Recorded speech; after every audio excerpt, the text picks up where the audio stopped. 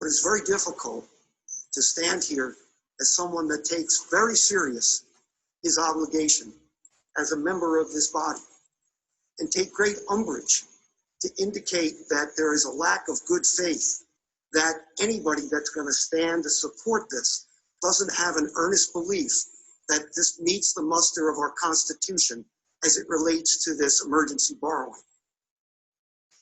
Now, beyond the moral compass that comes from me, and I would suspect many of my colleagues, and beyond whatever the Attorney General has to say or whomever wrote an opinion in OLS under the circumstances that they wrote it have to say, the only arbiter of this that's going to matter is the New Jersey Supreme Court. And Minority Leader, the reason why we need to move on this now sooner than later is invariably your party, the party of no, is going to run to the courts. And we don't have the time that it will take. I've said this before and I'm going to say it again. Winter is coming. There is a $7.2 billion deficit that starts October 1st. I saw my esteemed colleagues on the other side of the aisle not but vote for a 14-month budget that had no new taxes, no borrowing, and was accomplished under extraordinary circumstances of a $4 billion deficit with just cuts and with surplus. But we don't have that luxury starting October 1st. If we were to eliminate every job, from the governor through all of ours, through our staffs, through everybody that worked for the state of New Jersey, state police, everyone, that number is $5 billion. And even more, if you will, if it's just prorated over a 8-month period. We can't cut our way out of this if we wanted to. We can't tax our way out of this if we want to.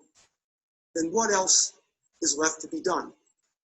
Other than to allow our governor to open a line of credit, which is all this is. A line of credit which now has a further imprimatur of the Senate President, of the 2 budget chairs, and of our Speaker not to permit that line of credit to be drawn upon without the majority of those individuals agreeing as well. This is extraordinary, creative, and as cautious as we can be. But as I've emphasized to this body before, who was it that said the budget committee might not be there? Well, that's exactly an opposite. We will be meeting throughout this month and next as we determine, as the numbers come in, what our priorities should be. Now, notwithstanding, by the way, that there wasn't one vote for the budget without taxes and without borrowing, and just put together with cuts, with a paucity of funds from the federal government that came to $200 or $330 per New Jerseyan versus $2,100 per citizen of Wyoming. But yet, oh, where's the senior freeze? Where's the homestead rebate? Please, now to the constitutional issues. What will the Supreme Court do? I wish I was at that lunch, Jay, because, or Assemblyman Weber, because I would enjoy, and I always have enjoyed, the banter and views back and forth. I always think I'm wrong because you went to Harvard and I went to Seton Hall. But notwithstanding, I did my own research. I looked at our history because I think there isn't anybody here that wouldn't agree when you have 13,600 of our citizens, let alone 136,000 of our fellow countrymen perish, that this isn't a time of historic import.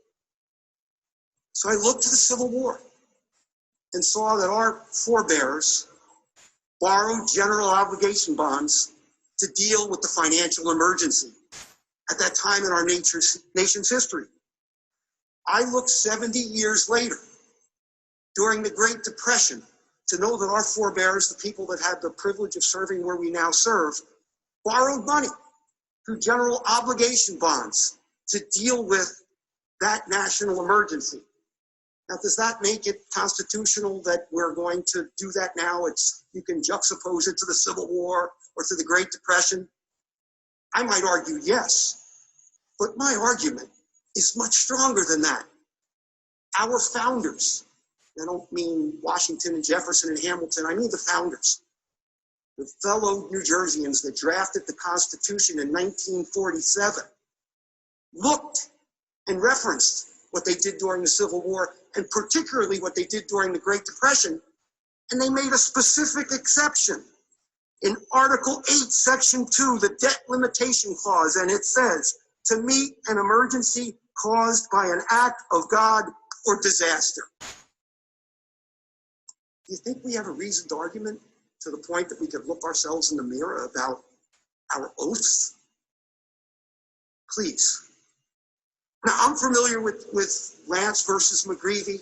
Let's make that distinction. That had nothing to do with general obligation bonds. It had to do with contract bonds. And it wasn't even the state of New Jersey putting them out. It was a separate agency. It was the EDA. I don't know what the Supreme Court will do.